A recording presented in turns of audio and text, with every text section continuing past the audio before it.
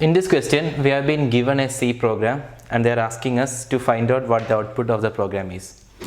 So here we have a structure named outNode defined, which has three character elements x, y and z. And in main we are defining outNode p equal to these. So x will be character 1, y will be char 0 and z will be a plus 2.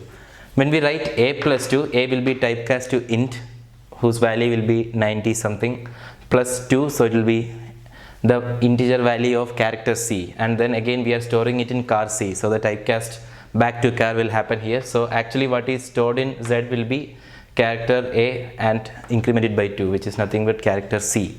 So in x, y, z, in p, x will be character 1, y will be character 0 and z will be character c. And here we are defining a pointer q pointing to p. So q will be pointing to c. In this print statement you can see that everywhere we are typecasting q to char star.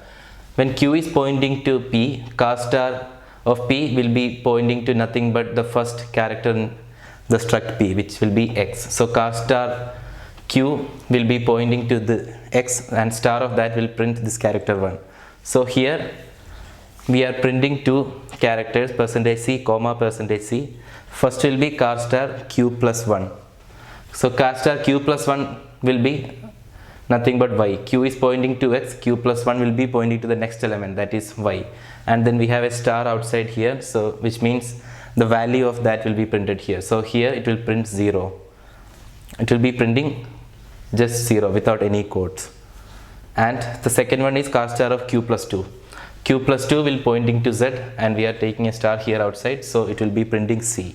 So 0 comma c will be the answer here, that is option A.